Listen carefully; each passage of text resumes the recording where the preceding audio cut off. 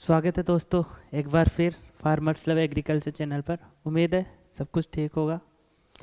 आज अपन स्टार्ट कर रहे हैं मैट्रिक्स का जो लास्ट भाग अपने बच गया था, सबसे इम्पोर्टेंट मोस्ट इम्पोर्टेंट मल्टीप्लिकेशन का। उससे पहले बता दूं, अपन ने जो मैट्रिक्स की जो बेसिक्स थी वो कंप्लीट कर चुके थे। अगर आपने वो क्लासेस नहीं ली तो प्लेलिस्ट में अपडेटेड क्लासेस है, वो जाके लीजिए। देखो, अगर आप पहले क्लासेस नहीं ली तो मैट्रिक्स का ये थर्ड पार्ट आपके समझ में नहीं आने वाला, क्योंकि जो टर्म्स है कि जो एडिशन का है, इक्वलिटी का है, नल का है, जो स्केलर का है, वो उसी के अंदर दी हुई है जो फर्स्ट और सेकंड क्लासेस है उन्हीं के अंदर। कि रो क्या होती है, कॉलम क्या होती है। जब आपको रो कॉलम का नहीं पता होगा तो आप आगे मल्टीप्लाई नहीं कर सकते। बात करें यूनिवर्सिटीज़ की, तो किसी भी यूनिवर्सिटीज़ की हो, एग्ज़ाम थोड़ी जल्दी है किसी यूनिवर्सिटीज़ की, तो जो पुरानी प्लेलिस्ट है उसमें जाके क्लासेस ले लीजिए। हम इन क्लासेस को इस तरह डिज़ाइन कर रहे हैं ताकि अपडेटेड क्लासेस रहे, एक भी चीज़ नहीं छूटे और फालतू की चीज़ भी नहीं डले। ठीक है, बिल्कुल पीपीटी से सीरियल वाइज क्लासेस ली जा रही है आपकी। अब आपको कमेंट शेयर आप करते नहीं हो, अगर ऐसा ही रहा तो हम आगे की क्लासेस क्यों लाएंगे आपके लिए। हम भी आपके ही है ना, भरोसे बैठे हैं। आप हमारे भरोसे बैठे हो, हम आपको पूरा दे रहे हैं, लेकिन आप हमारे को पूरा नहीं दे रहे। आप शेयर कीजिए, कमेंट कीजिए, लाइक कीजिए, ताकि हमें भी आगे रीच बढ़े और हमें भी उम्मीद जगे कि हाँ, हमारी आवाज़ आप तक पहुंच रही है, जो हम पढ़ा रहे हैं वो आप तक जा रही है। किसी भी यूनिवर्सिटीज़ में कोई भी टीचर नहीं है, हम आपके लिए फ्री बैच लाकर आपके लिए इतनी मेहनत कर रहे हैं, तो आप भी हमारे लिए कुछ करिए। बदले में तो देखो देना पड़ता है, और हम कौन से पैसे ले रहे हैं, एक आपसे कमेंट, लाइक और शेयर ही तो मांग रहे हैं। ठीक है, आगे चलते। और पास कराने की जिम्मेदारी हमारी है। ये बार बार क्लास में नहीं कहा जाता कि हम पास करा देंगे, एक बार कह दिया, पास कराने की जिम्मेदारी हमारी है। निश्चिंत होकर बैठ जाइए। किसी भी यूनिवर्सिटी से हो, कोई भी बंदा ऐसे कमेंट ना करे कि हाँ मैं इस यूनिवर्सिटीज़ में हूँ, इससे भी काम आ जाएगा। सभी यूनिवर्सिटीज़ के लिए एक ही है, यही पैटर्न आएगा। किसी में क्वेश्चन दूसरा चेंज हो सकता है, जैसे पैटर्न चेंज होगा, क्वेश्चन चेंज नहीं होगा। उसमें जो नंबर संख्या है 3 की जगह 4 हो जाएगी, 5 की जगह 6, इतना ही चेंज होने वाला है, पैटर्न चेंज नहीं हो रहा। किसी यूनिवर्सिटीज़ में 10 नंबर का क्वेश्चन आता है, किसी में 15 नंबर का क्वेश्चन आता है। नेक्स्ट अपन चलते हैं आज के टॉपिक पर। जो आज की क्लास होगी वो अंतिम क्लास होगी इस टॉपिक की, मैट्रिक्स अव्यय की। मेन चीज़ है अपने पास matrix operation. Matrix multiplication most important है अपने पास, जिसके अंदर कंडीशंस है अपने पास। तो मल्टीप्लिकेशन पॉसिबल तभी होगी जब अपने पास पहले की रो और कॉलम होते हैं ना, दो चीज़ों की।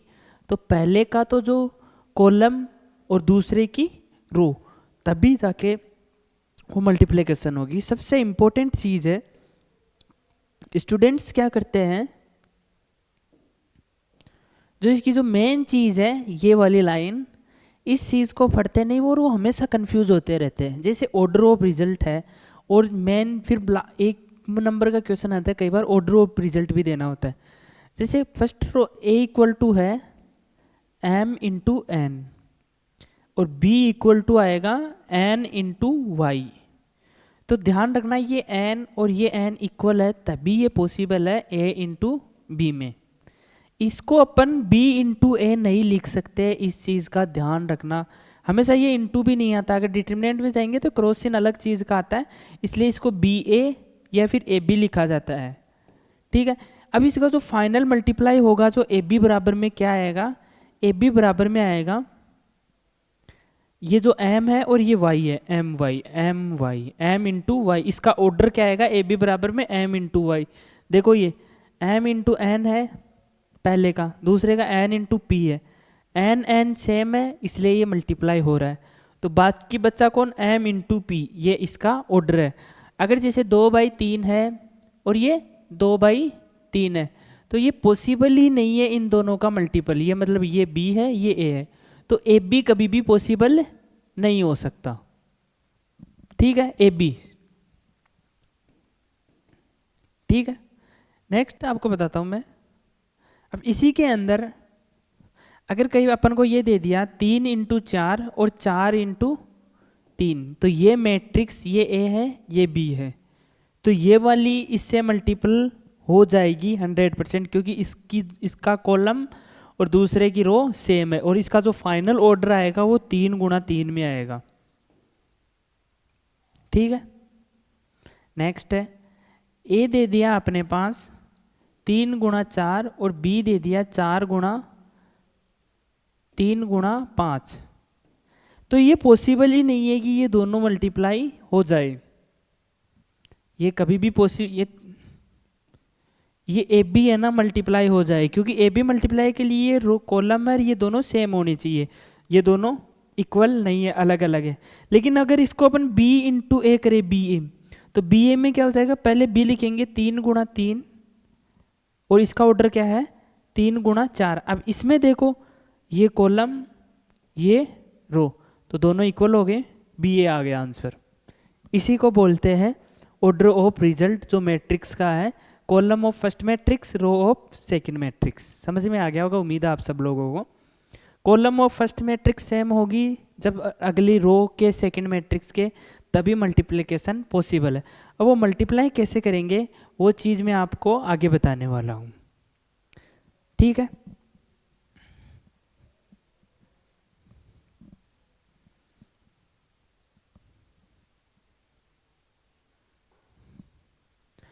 If A is a matrix of order 4 into 3, B is a matrix of 3 into 4, then order of matrix क्या होगा, ये भी मैंने क्वेश्चन कराया था आपको।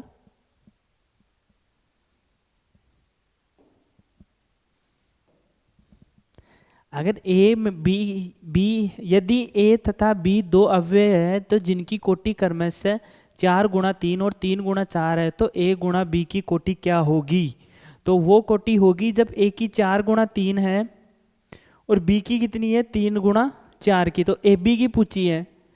तो ये तो पहले तो ये देखना है मल्टीप्लाई पॉसिबल है या नहीं, ये इसका कॉलम ये इसकी कॉलम ये दोनों पॉसिबल है।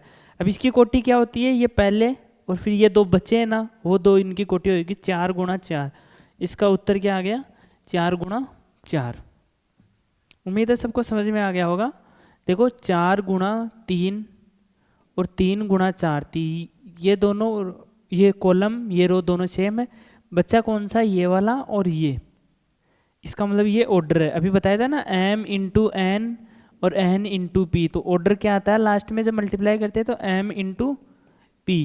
तो m कितना है इसमें 4 और p कितना है 4, 4 गुणा 4 इसका कोटि आ गई, ऑर्डर आ गया। नेक्स्ट पर चलते हैं अपन। अब जो इसका मेन रूल है how to multiply row of first matrix into column of second matrix. Multiply पहले मल्टीप्लाई करेंगे फिर ऐड करेंगे और डायरेक्ट फाइनल एलिमेंट्स आ जाएंगे, वो चीज़ आपको मैं बता देता हूँ।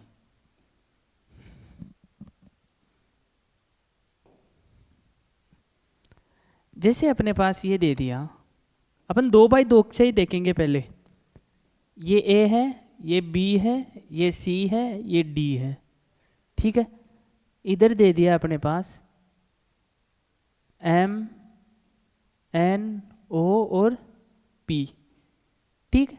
ये 2x2 ये 2x2। पहले देखो इनमें रो किस, ये रो ये कॉलम और ये रो दोनों सेम है, इसका मतलब फाइनल मल्टीप्लाई अपन कर सकते हैं।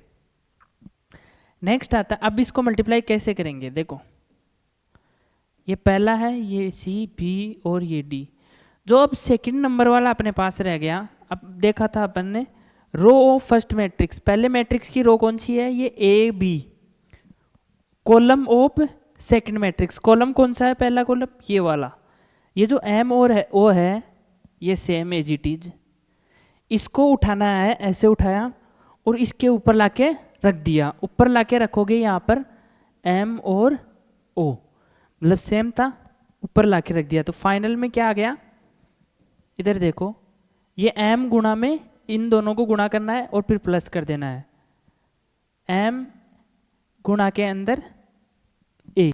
एक बार आसान से देख लिया, अगर किसी के समझ में नहीं आ रहा तो एक बार देख लीजिए आप।